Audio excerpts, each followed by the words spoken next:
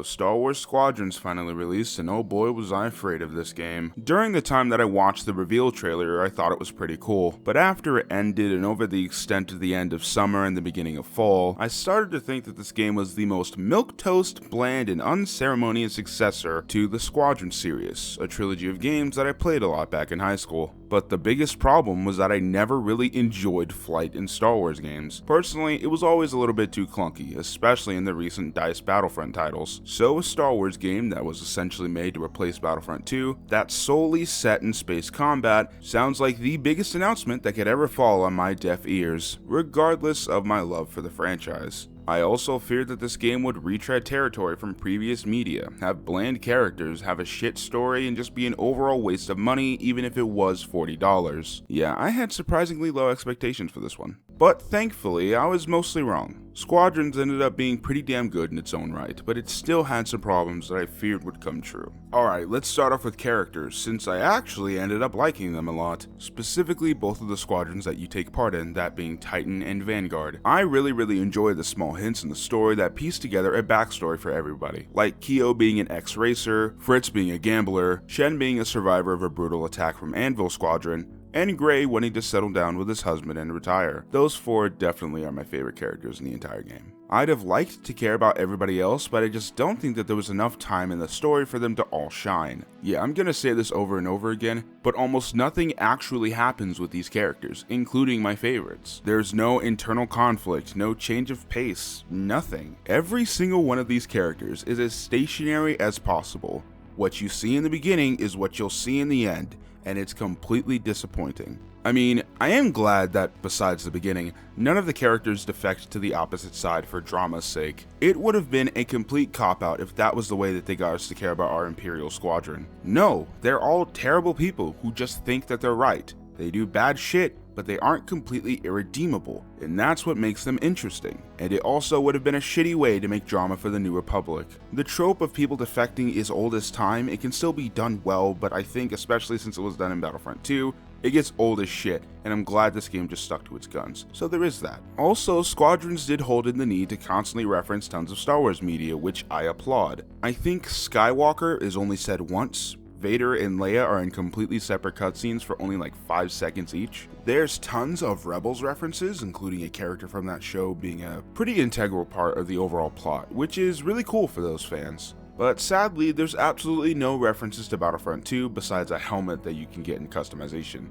Honestly, I really expected it, and it's a bit of a disappointment that it didn't happen. Especially since during this game's campaign, there's a whole operation that the dead Emperor is executing just around the corner in terms of Star Wars galaxy space-time continuum thing. I think at least just some small nod to that game's plot or even any of the characters would have sufficed. It's not that big of a deal, it's just a small nitpick on my part. However, at the same time, I am glad just how small scale this story is. Yes, there's still a plan to make some big weapon that just ends up blowing up at the end, and whoop-de-fucking-do. But it actually sets itself up as a revenge story between two ex-comrades who are now on opposite sides of the war.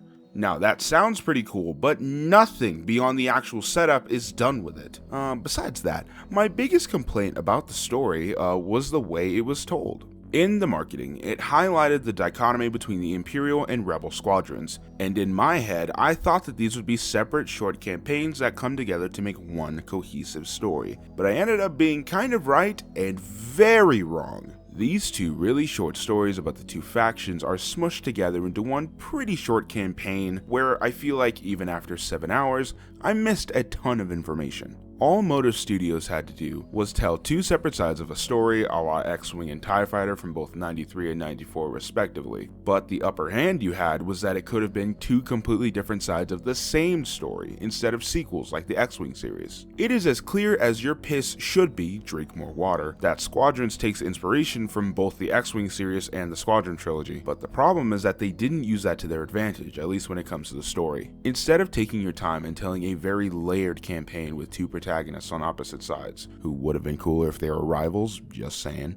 Instead of grabbing that chance by the fucking balls, you told the same old Star Wars story again. That being an Imperial member defecting to the Rebels, and then you just made the rest up as you went, and nothing absolutely happened. Also, you could have multiple endings, but that's just more of a me thing. Hey, I get that it's $40. I get that I shouldn't be expecting the cream of the crop with these Star Wars games. But in my video from like 2018 or some shit, I made it clear that Star Wars games deserve movie level characterization, and there are absolutely no reasons why they shouldn't get it. You have a fictional galaxy that can be as big as any writer can make it. It's just full of possibilities for new stories, characters, vehicles. Yet you've barely even scratched the surface. That CG prequel trailer that you had was way too awesome for its own good. It just made me wish that we got to fly on the ground since we're just constantly in space. That may sound inconsequential, but it just shows that I just wanted more from this. Also, the ending is weak as shit. It was flaccid.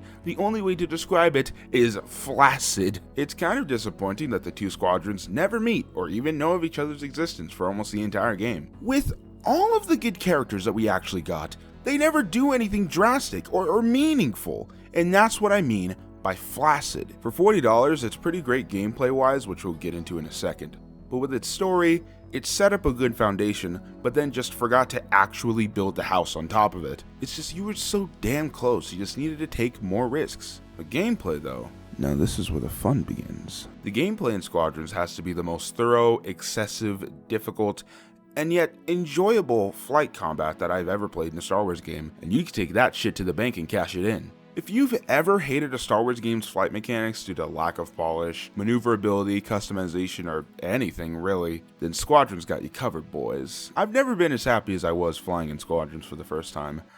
I don't know if that's a good thing or a bad thing. It's just kind of a thing. You are allowed complete freedom. You can focus on speed, shields, or weapons. You can make your team focus on specific targets. There's no one-hit button for flight maneuvers anymore like in previous titles, which adds to the difficulty but also the fun factor. I felt like a badass ace pilot, even though I'm just some degenerate Star Wars fan smiling from ear to ear with a greasy PS4 controller in his hands. You can even free look, which allows you to look around the cockpit and even stare into the void of space.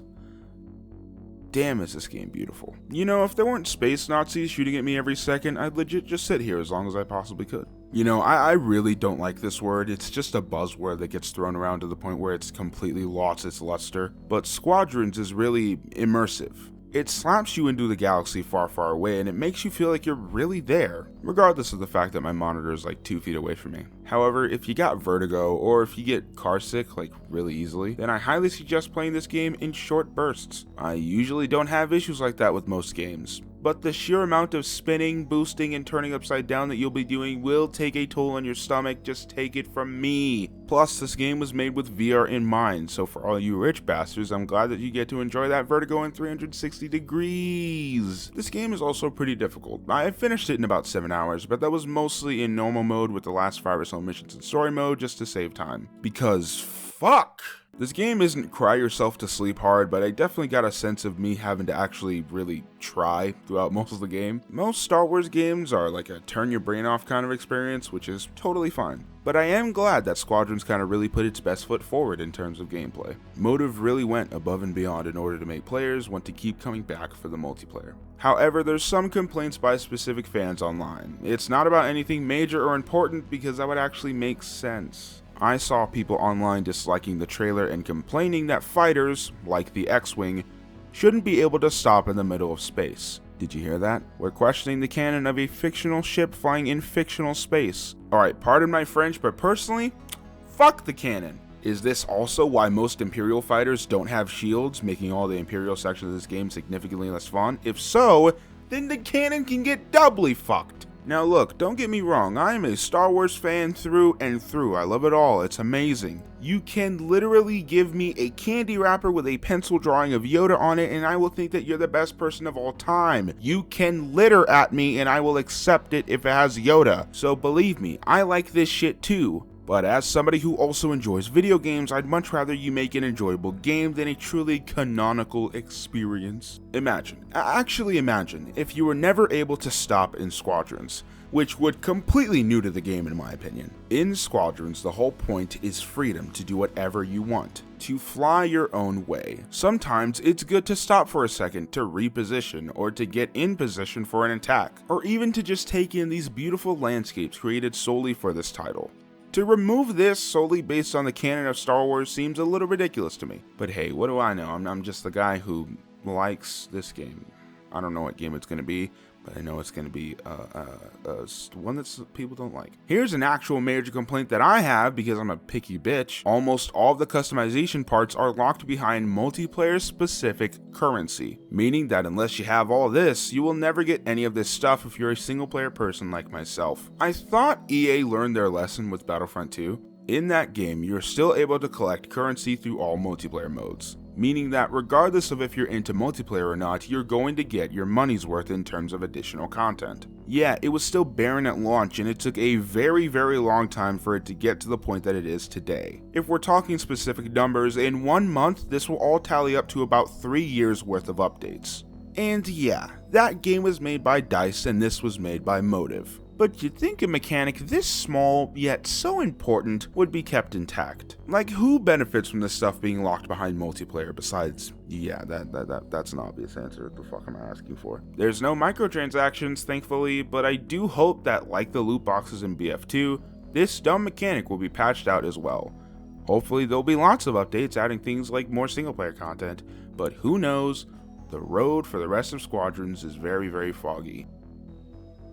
Anyways, overall, Star Wars Squadrons is, it's pretty good. The great gameplay really makes the experience as enjoyable as it is. However, even for $40, the one and done campaign makes it kind of a hard sell, at least for me. Believe it or not, Battlefront 2 had more variety in terms of different kind of game modes and content. Now, was it all as quality as this, especially at launch? Well, no. But this game's story is missing that kind of immediately replayable charm, like Fallen Order or even some very small parts of Battlefront 2, and this mostly has to do with the way that it was actually executed. Unless you're a huge Star Wars fan or if you like multiplayer content, even for $40, you should probably wait for a price drop. Nothing drastic, but $30-ish is well worth it.